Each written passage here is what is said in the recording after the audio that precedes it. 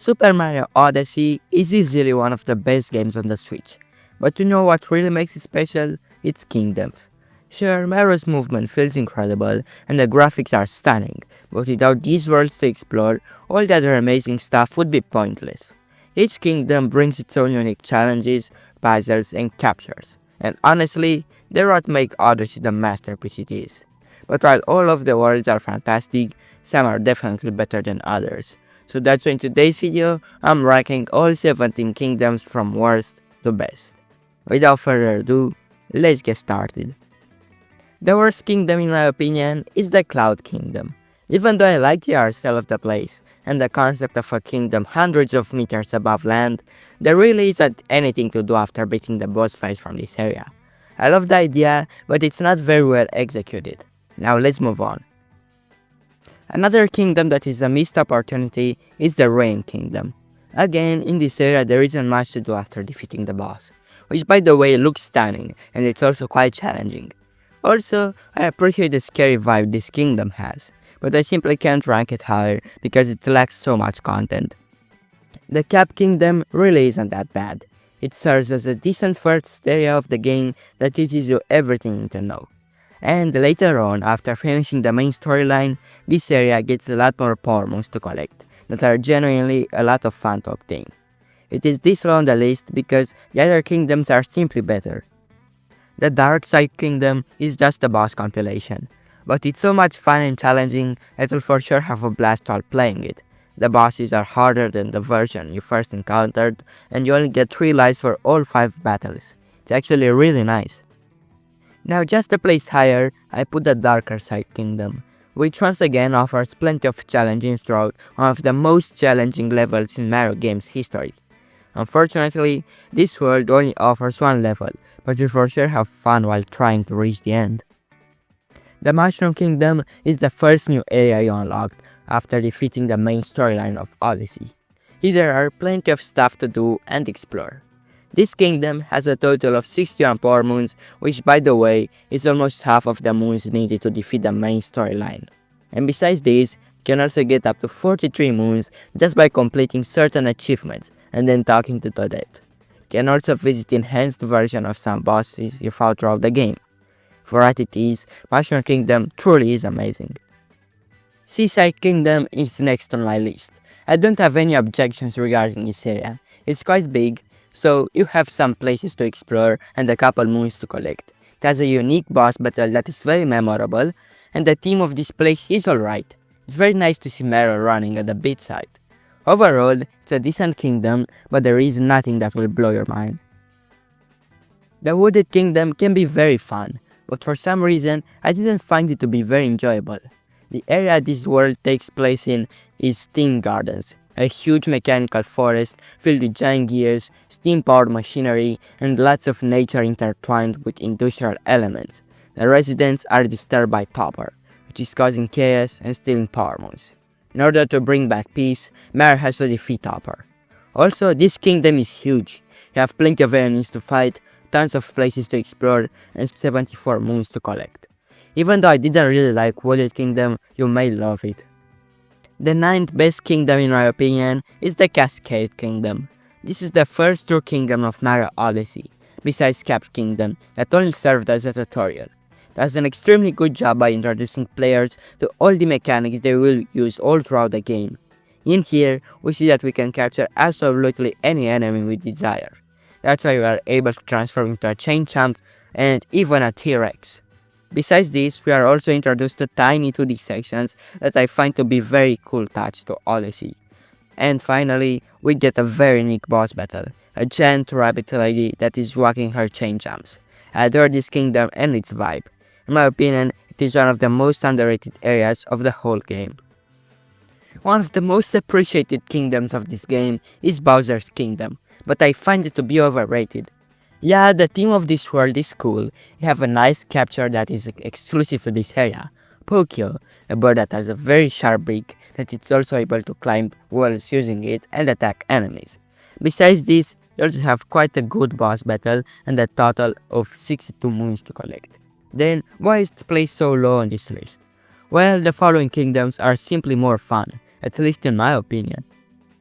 Luncheon Kingdom is the most unique area in Super Mario Odyssey. Yeah, this kingdom is situated on Mountain Von Bono, a place made entirely out of food. Even the lava from this level resembles a boiling pink stew. The capture in this level is extremely fun to use, and it also plays a huge role in fighting Kukat Hill, this kingdom's boss battle, which is disturbing these world's residents, which are forks. This has to be one of my favorite details about this kingdom. Also, he's trying to steal the stupendous stew for Bowser, so he'll do whatever he can to stop you, even if that means vomiting stew onto Mario. Besides this, you also have a massive area to explore and 68 moons to collect, so you won't get bored anytime soon if you're trying to collect everything. The next kingdom on my list is the Snow Kingdom. I absolutely love the area this place is settled in, Shiveria, and in the middle of it, deep underground, we are able to find Shiveria Town, a cozy warm place in which residents live and spend most of their time. Even though you can find a couple of moons in the town, the main adventure takes place outside of it, in the cold snowy mountains. To get there, you have to enter the 4 doors which are found in the center of the town hall. Each door leads to a different area in Shiveria. All of them are fine, but my favorite one is Blastery Archway. You'll for sure have fun with this kingdom, especially with the race at the end, Bound Pole Grand Prix, in which you race as a Shiverian racer, displaced residents. Overall, a very solid kingdom that is fun, relatively unique, and enjoyable. Now we are getting into the top 5 list, and the first kingdom on here is the Lake Kingdom. Yeah, I put what basically is a glorified water level into my top 5.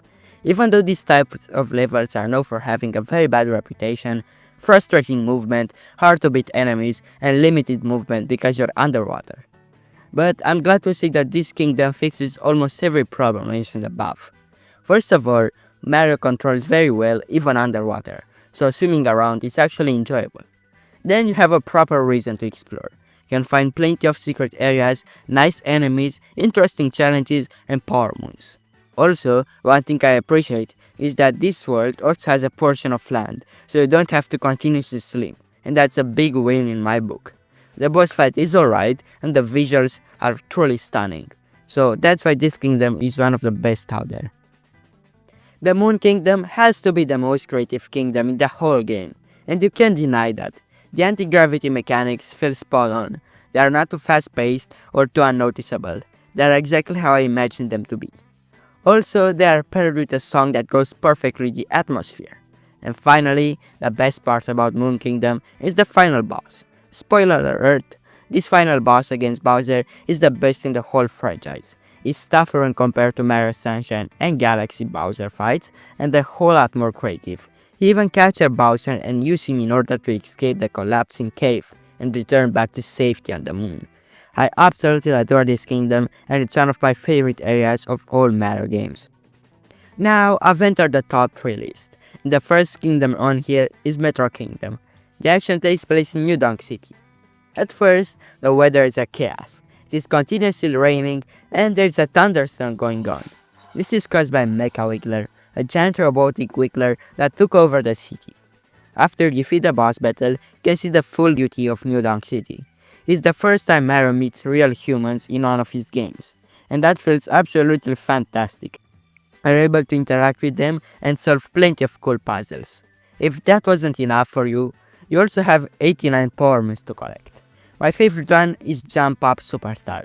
After beating Mecha Wiggler, Pauline, one of the original characters in the Mario franchise, approaches you and sends you on a mission to find band members for New Donk Festival. After you've done that, the festival begins. Mario then plays through a special 2D side-scrolling level set on New Donk City's rooftops, featuring the iconic song Jump Up Superstar. It is a blast to play through, and it's worth visiting for sure. Overall, this is a very solid kingdom with tons of stuff to explore, collect, and admire. I could talk for hours about this kingdom, but for the sake of this video, I'll move on. Ranking Lost Kingdom as the second best kingdom in the whole game is a very controversial pick. But I love this kingdom so much that putting it anywhere else on this list is just impossible. But what makes it so good? Well, one of my favorite parts about it is the atmosphere. I absolutely love the design of this forgotten jungle island. Everything is crafted with so much attention to detail. The soundtrack goes perfectly with the environment you're in, and the story behind how you got here is quite unique. The remote jungle island surrounded by lava is for sure one of the most interesting kingdoms in Odyssey, especially given the fact you don't have to help any residents or fight a boss battle, because you're in the middle of nowhere. You just need to collect some moons to get the Odyssey up and running in order to progress on your journey. The game does not obligate you to explore the Lost Kingdom for much time, but I do recommend taking your time and admiring this kingdom's beauty and challenges. By the way, Lost Kingdom offers some of the best power moons in Mario Odyssey. One of the best ones is Cappy's Captive. For this moon, you'll need to recover Cappy from Klepto, a giant bird that steals Cappy. It's a very interesting idea and it's well executed as well. And besides this one, you also find some other power moons that require some platforming skills to get them. Those ones are for sure nice. Overall, the Lost Kingdom is without a doubt one of the best kingdoms in Mario Odyssey, and no one can deny that. Now, we finally reached the moment all of us have been waiting for, my number one kingdom for Mario Odyssey, and that is the Sand Kingdom. When you first get here, it's freezing cold, even though you're in a desert. Apparently, Bowser has stolen the binding band, and that has messed up the weather. You then go on to a journey to defeat Harriet, one of the boss battles from this area. Then the inverted pyramid rises, and the timeline switches to nighttime. Now you have to go back to the pyramid, but this time deep underground. There, after some platforming sections, you'll find what I consider to be one of the coolest boss battles in the entire game, Naklotech. To defeat Naklotech, you need to dodge his powerful hand slams, then quickly capture his frozen hand with Cappy. Then, using his knuckles, and punch him in the face. You'll repeat this process 3 times while dodging his attack. After he's defeated, everything will return back to normal. Now you can start focusing on collecting as many moons as you can and explore this huge area. And trust me, that's not gonna be boring, especially given the fact that you have 89 power moons to collect. So much fun to solve all these world's challenges, and you'll for sure like it too. Overall, this is a very solid kingdom with tons of stuff to do, explore, and collect. Anyways, this is my ranking. If you don't agree with me, make sure to tell me your opinion in the comment section. Also, if you enjoyed this clip, I'd really appreciate if you could like, subscribe, and share this video. I was David. Bye. Have a nice day.